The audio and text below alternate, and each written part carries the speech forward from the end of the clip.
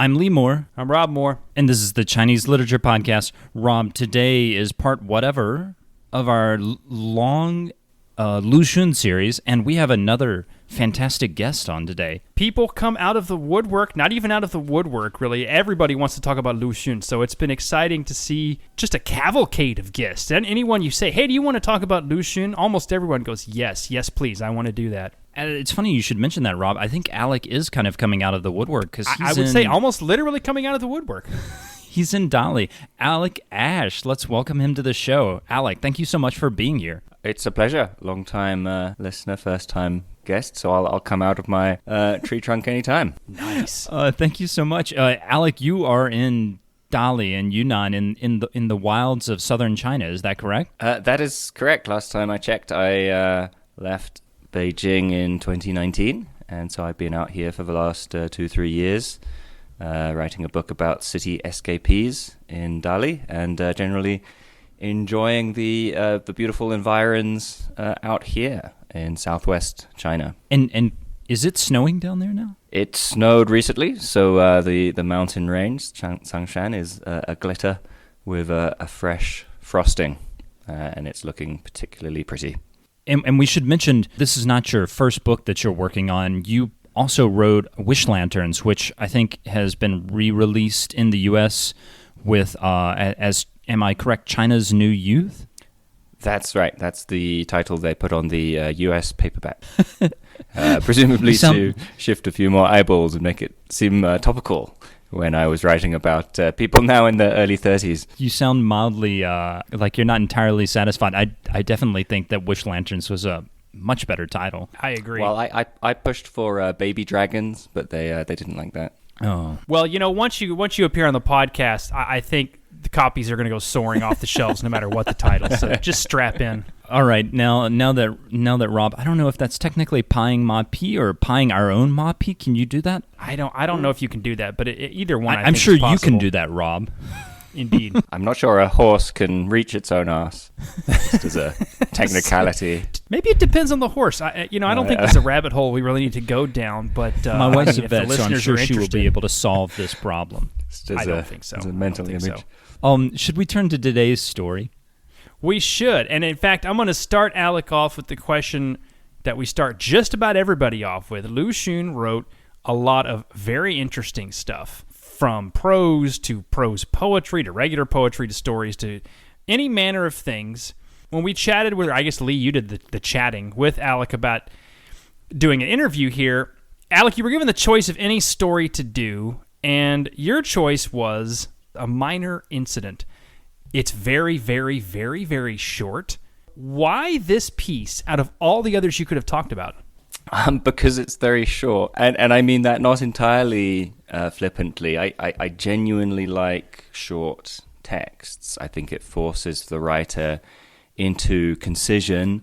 And I find that Lu Xun can be a little bit loose in his structures.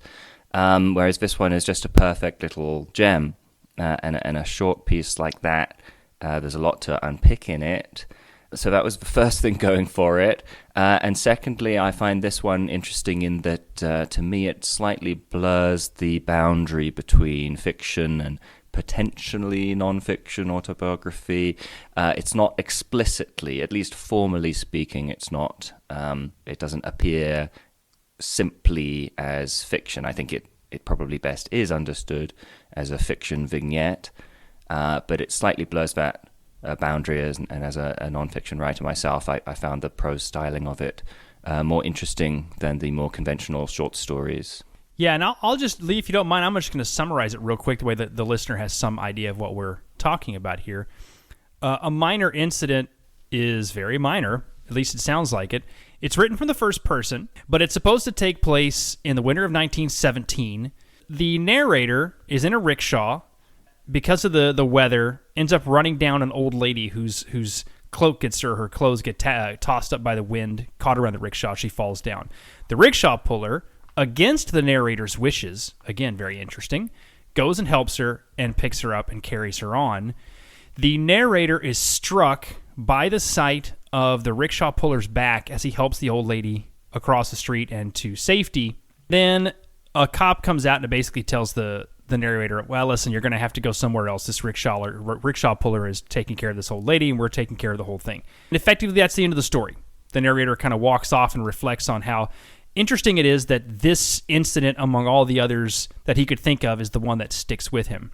I was struggling with that question about fiction versus nonfiction. Why do you take this as fiction? Is there anything in the story that tells you that this is fiction, other than the fact that it's in placed in between a bunch of other things that are clearly fiction? Well, I think it is fiction. I think that is the correct reading. I think there are ways in which we might talk about how it perhaps chimes with Lu Xun's life and time in Beijing in a similar period. But the unnamed character in the story is wearing a fur coat and has a bunch of money, and he just hands out great handfuls of coins to the policeman to give to the rickshaw driver, and the implication is out of shame.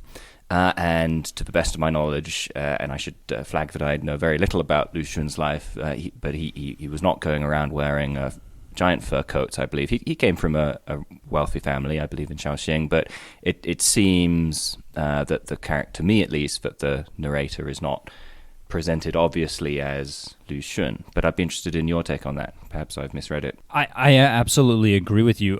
I think it definitely is fiction, but it feels so non-fiction-y. So I was just trying to kind of get at that's the thing, anything. Right? That's the interesting thing, that when you look at it, you can realize that it's intended as fiction, but it feels like it's non-fiction. It feels like a blog post, formally, and in the writing, it's presented as a vignette of his experiences. And if you came across this in another context, which was not in a fiction collection, one might think that, which is part of what attracts me to it. I knew there was something that I wasn't noticing, and the fur coat and the fact that he's handing out all of this dollop of cash, you're right, that doesn't sound like Lu Xun at all. So it's these tiny details that really tell us that this probably is fiction, other than the situating of this story in a set of stories. I was going to say, Alec, you made a comment about this being intended as fiction, and I'm wondering if that was actually the case, in that this is still a period when first-person stories are relatively rare, right? This is not coming out of our tradition where everything you can think of could be in the first person. I'm willing to bet if you got a bunch of modern Chinese readers together in a room and gave them the story, based on the current narrative we have of Lu Xun in the PRC, they would all go, oh yes, it's clearly autobiographical, right? This is a guy who's noticing the corruption of the old republic, the old empire hanging on, etc., etc. This is a classic Lu Xun move you both mentioned with the fur coat and the money, because one of Lu Xun's greatest and most common tactics is to take a story that's working perfectly fine one way and just give you a little something to mess it up. So, this is clearly first person. Wait a minute. Why is he doing that if it's first person and it's him? It's not him, is it? There's a way to read this where it's clearly fiction and we read it a certain way. But do you think there's something to be gained by keeping both in tension with each other at the same time as you read it? This is definitely fiction. Wait, is it? Is it not? How are we supposed to read this? Are we supposed to read this in a certain way, or are we supposed to kind of just take both in tension? Well, yes, I think that's a very interesting idea about what Lu Xun could be doing, which is experimenting with new forms of fiction in which a story is in the first person, which perhaps was an experimental way to do it in early 20th century Chinese literature. I'm not sure. Although there are other stories, I believe, in the canon where he uses the same technique. Upstairs in the Tavern is another one where the narrator is in first person and reacts in ways that Lu Xun himself would react. For example, being outraged that this acquaintance is being forced to teach the Confucian classics. So perhaps that's what's happening in this story as well, that it's a fiction story which is thematically non-fiction, in that the perspectives of the first-person narrator are very likely the same perspectives shared by the author, and that the reaction that this rickshaw passenger has, I think probably mirrors the same reactions that Lu Xun was having to the society of Beijing and China at that time. And then he's just taken those feelings and sort of probably pushed them into a neater, dramatic event in fictional form. But perhaps that boundary is less important. Alec, I was going to ask you, so the story, it describes a man kind of coming to a realization, or a rich man coming to a realization that these poor people are not beneath him. There's a moral transformation that the unnamed narrator goes through. At the end, when he hands the cash, or right before he hands the cash to the police officer, he starts to perceive the rickshaw puller as it's almost like he physically becomes bigger, and that's I guess a moral transformation. So at the end of the Julia Lovell translation, Lu Xun, a Chinese American novelist, mentions this story, and she seems to argue that there's this sort of petty conceit, I think is the word she uses, of this man, and she doesn't. It almost sounds like she argues that this man doesn't really change much. He's just a rich jerk who throws his money around. Do you think that the unnamed narrator goes through a real transformation, or is he just throwing money at the problem? He does come across as a bit of a jerk, and I think that's the point of the story. And including at the end, he is taken aback by the kindness that this rickshaw driver shows to this grey-haired old woman in ragged clothes, and he very much doesn't want him to help her. He thinks he saw the old woman fall, and he thinks she's all right. He thinks she didn't fall hard. It's holding him up. He doesn't want to get needlessly involved. And then when he sees that the rickshaw driver is helping her up to this police station, he describes it as him being physically and mentally paralyzed. So it's a shock to the system, and his initial reaction is a jerk's reaction. It's just to kind of buy off his conscience, and he gives a big handful of coins to the driver by way of the policeman. But then afterwards, the last couple of paragraphs of the story are a time shift. It shifts to later. In fact, it's just the last paragraph, which is a shift to later, and he's questioning, among other things, why did he give that money? And he wonders, did I give it as a reward? But I think the implication is that he gave it out of shame at his own behavior.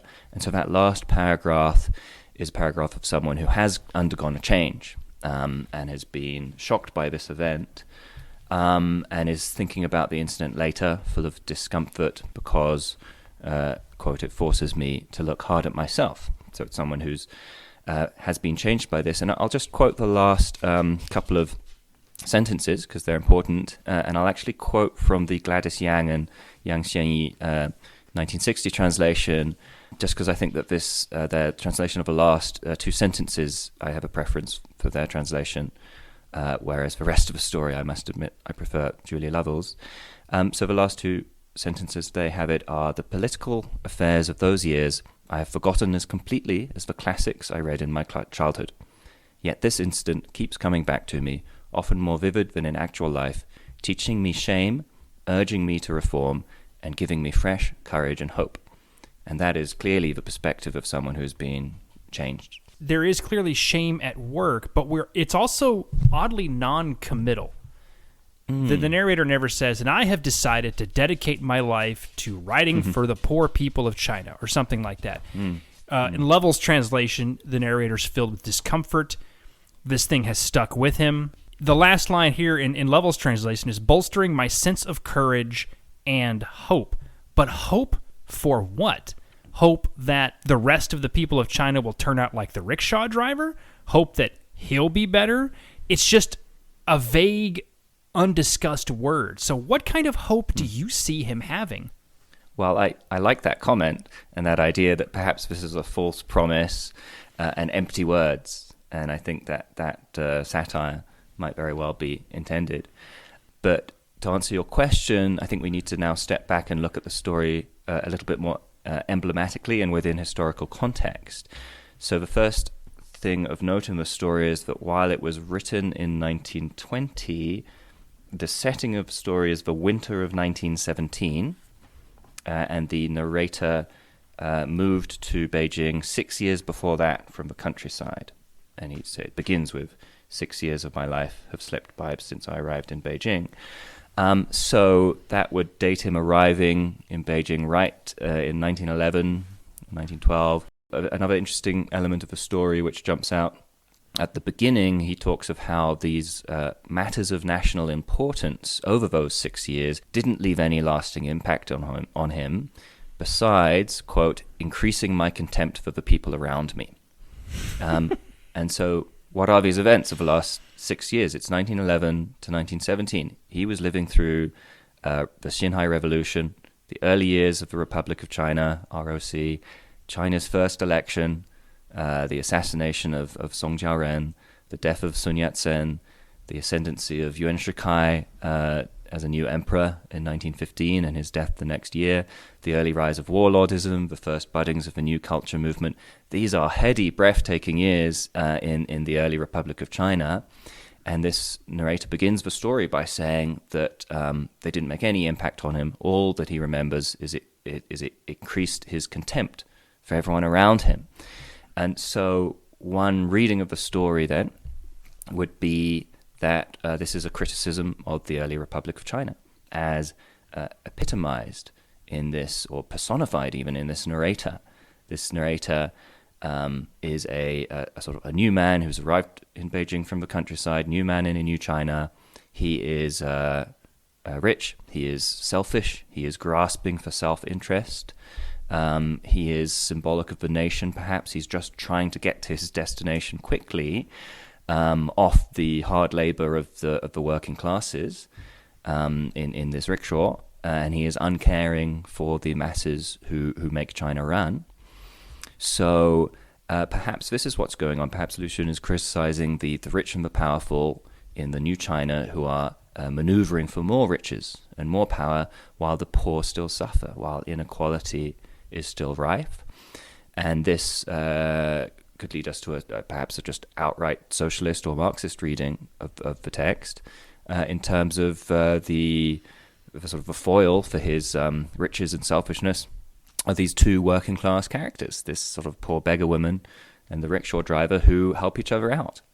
And there is the imagery is of his fur coat contrasted with the rags that they are wearing. That's a detail drawn out in the story. So we see the working classes helping each other out, and this is 1917. And so, to continue, perhaps this is the point which portends new hope for China.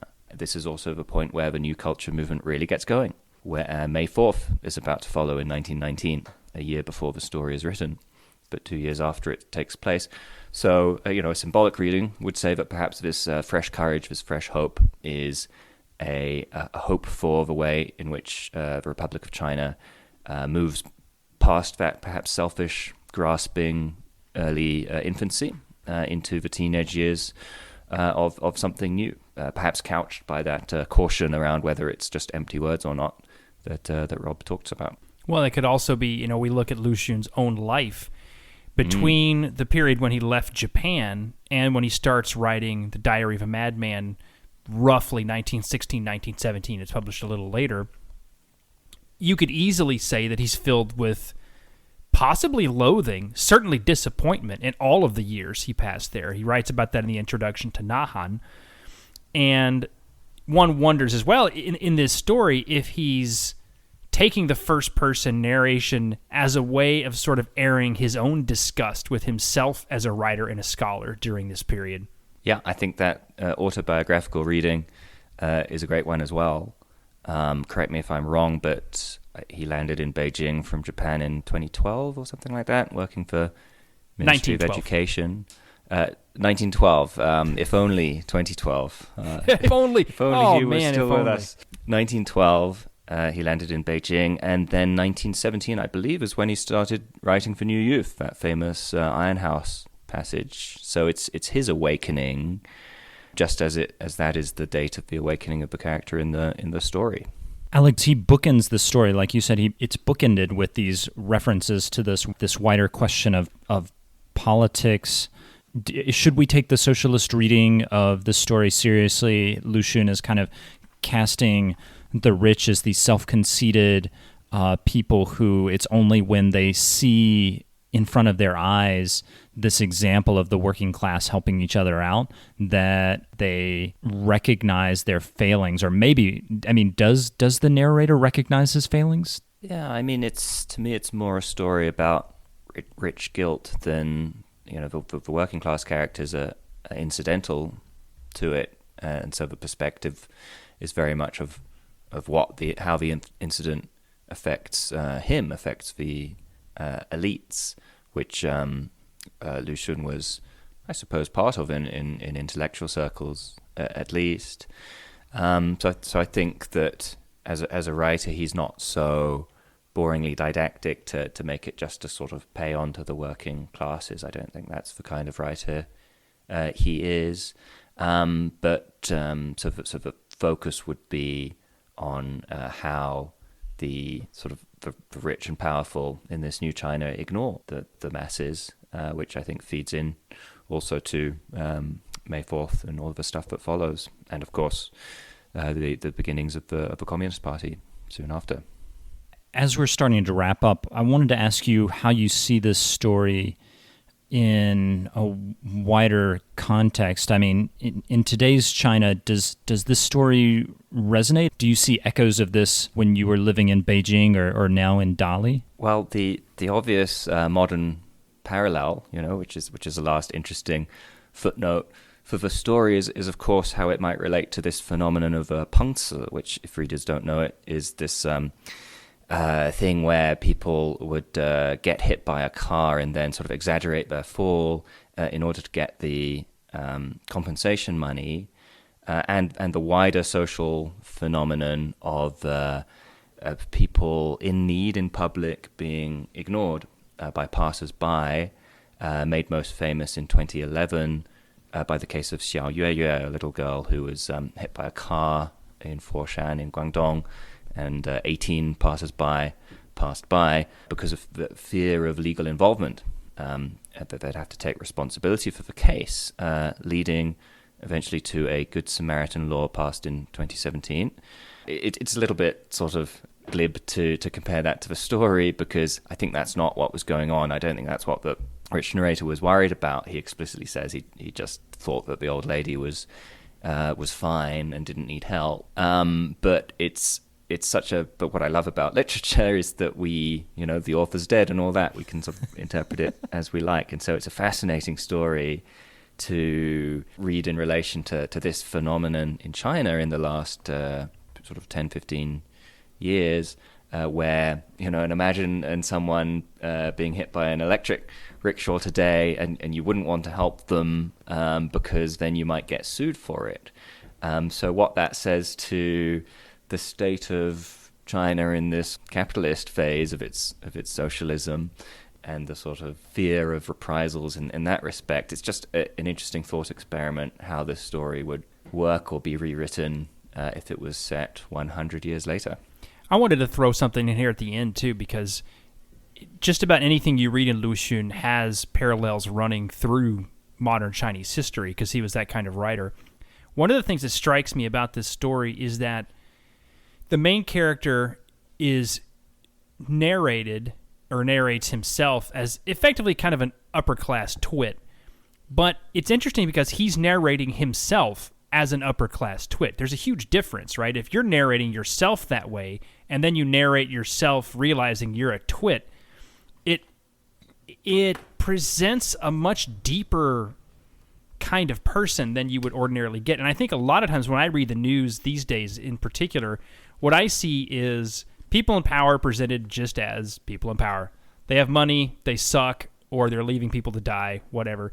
And what's interesting is that Lu Xun is able to present themes of the working class being sort of pushed to the side, but also not leave out the wealthy people supposedly pushing them to the side, saying, well, there's something going on with these people too. We're not always sure what, but there's a lot more going on here than just this one-sided socialist issue of the rich on this side and the poor on this side. There's a self-awareness, right, Rob? Yeah, there's a self-awareness there for sure. Alec, before we take off, did you have any more thoughts on this story? Well, just to piggyback on Rob's excellent comment, I think that Lu Xun himself and the writerly circles that he was beginning to get involved in at the time that the story is set, they were elite circles. They were not peasants. They were not working class. And so that self-awareness and that perspective from the elites of society, I think, is sort of meta in that the writings which were bringing to light the plight of ordinary Chinese and trying to transform the culture and the country in this period, in the New Culture and May 4th movements, were led by elites who didn't necessarily belong to those peoples. Ditto the founders of the Chinese Communist Party, Chen Jiuxiu and so on. They were not of that class. So I think that in that respect, the narrative of the story is emblematic of the narrative of China at that time. I think that's a great place to end it. I think we're still struggling with that question of first-person narration. Like, where is Lu Xun in this story? How does his class play into everything? Alec, I really appreciate you coming on the show and talking with us about this very short but really packs such a punch, has so much behind it kind of story. Alec, thank you so much for coming on the show. Well, it was my great pleasure. Thank you for bringing me out of the woodwork. Having seen you on video, I still don't believe that you're not related. But thank you for having me on the show. Well, before we go, real quick, the obligatory social media mentions. On Twitter, we're ChinLitPod, Instagram, Chinese Lit Pod, and Patreon, Chinese Literature Podcast, and the fourth mention is Chinese Literature Podcast at gmail.com. So contact us, send us an email or a tweet. I'm Lee Moore. I'm Rob Moore. And this is the Chinese Literature Podcast.